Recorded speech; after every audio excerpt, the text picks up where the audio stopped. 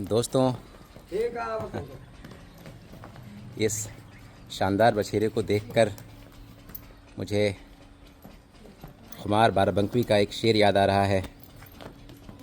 नहारा है इश्क और न दुनिया थकी है, नहारा है इश्क और न दुनिया थकी है, दिया जल रहा है हवा चल रही है। खूबसूरत ये बछेरा है और यकीन मानिए घोड़ों की मोहब्बत मुझे दर बदर भटकने को मजबूर करती है और इसी का नतीजा है कि मैं खूबसूरत शानदार नस्ली घोड़ों तक पहुंच जाता हूं।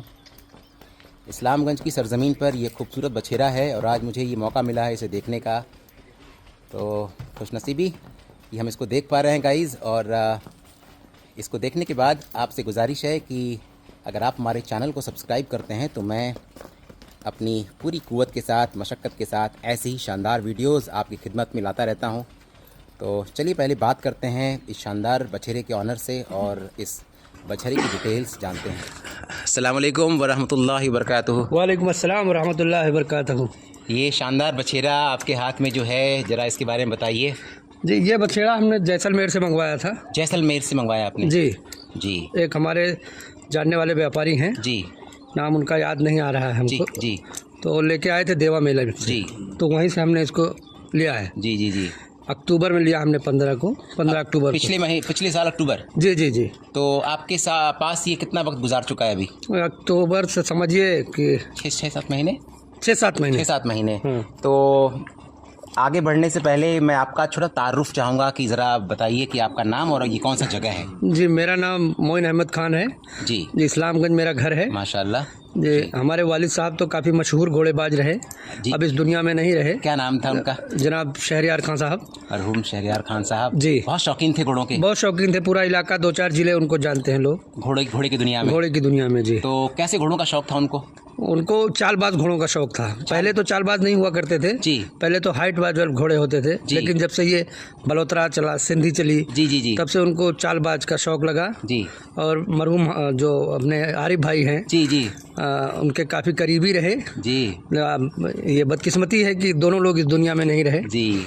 आरिफ भाई उनकी काफ़ी शौक पूरा किए, फिर लाला के अच्छे घोड़े दिया करते थे उनको। तो दोस्तों देखिए, बहुत अहम बात इन्होंने बताई। इस बछेरे को देखने के साथ साथ एक अहम बात ये मालूम पड़ी कि पहले लोगों को हाइट का शौक हुआ करता था, उसके बाद में बालोतरा से लोग चालबाज घोड़े लाने लगे। ये कब की बात है, कब से ये शौक बदला है लोगों का? लोगों का शौक लगभग 15 साल हो गया, जब से रेसें होने लगी जी, तब से बदला है, शौक बदला है लोगों का जी जी। यानी हाइट से रेस की तरफ और चाल की तरफ रुझान बढ़ा जी, चाल की तरफ, रेस की तरफ जी जी जी। क्योंकि नाम के लिए होते हैं घोड़े, बिल्कुल, इससे तो कोई और काम होता नहीं, बिल्कुल। तो जब रेस में जाते हैं तो लोगों की पहचान होती है कि फला का जानवर है, फला का घोड़ा है जी। और तो इनसे कोई काम होता नहीं, काम नहीं। रेस का और नाम का मसला है, शोहरत का मसला है, अल्लाह ने इज्जत रखी है इसमें जी जी।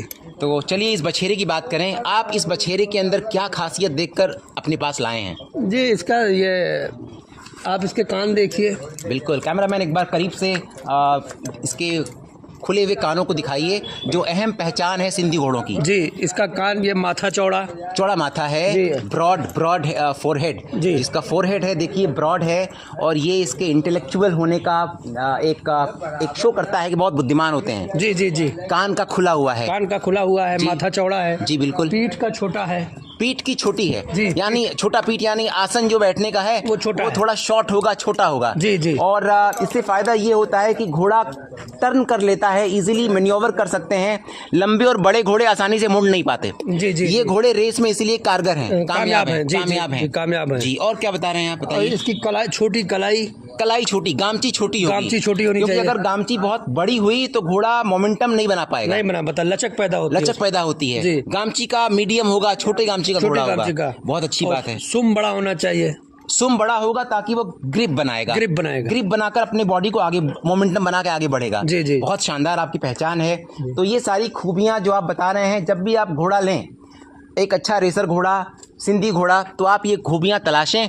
कान को देखें, माथा को देखें, सुम को देखें, पीठ को देखें, और मुझे लग रहा है, जो मैं समझता हूँ, जो आगे का सीने का हिस्सा जबर होगा, थोड़ा भारी मजबूत होगा और भारी होगा।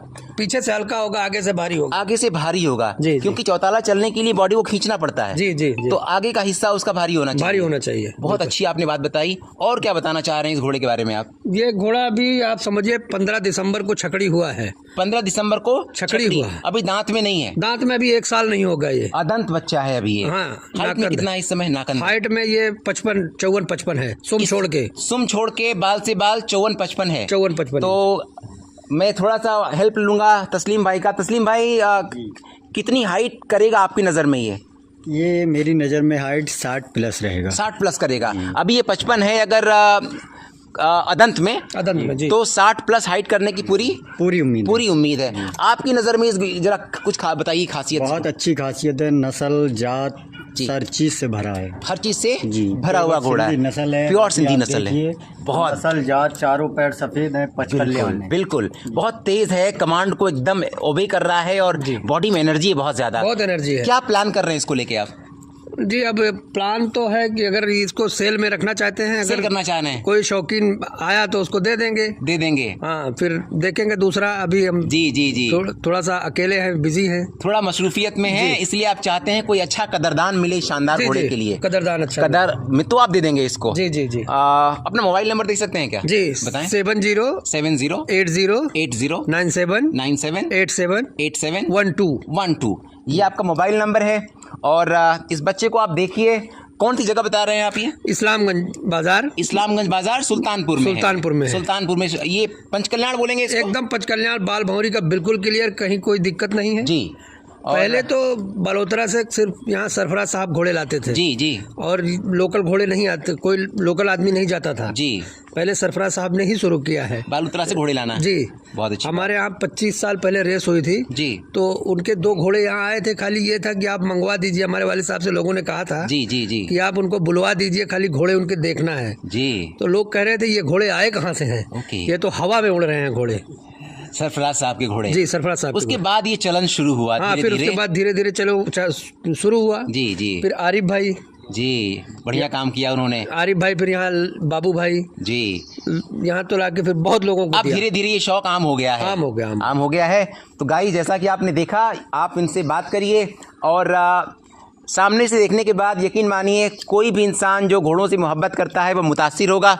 बात करने के लिए बहुत शुक्रिया। आपका नंबर डालेंगे डिस्क्रिप्शन में। और अगर आप दाम कुछ बताएंगे या फ़ोन पे बताएंगे, जैसा कहें आप? नहीं, फ़ोन पे बता देंगे। बहुत अच्छी बात है, शानदार घोड़ा है। इंशाअल्लाह बजट में देंगे। हम पुराने घोड़ेबाज हैं जी। नए नहीं है, अनाप शनाप बात नहीं करते, बात नहीं करेंगे जी। और बजट में ये घोड़ा दे देंगे। चलिए, बात करने के लिए बहुत शुक्रिया जी। आपका बहुत बहुत शुक्रिया। जज़ाकल्लाह।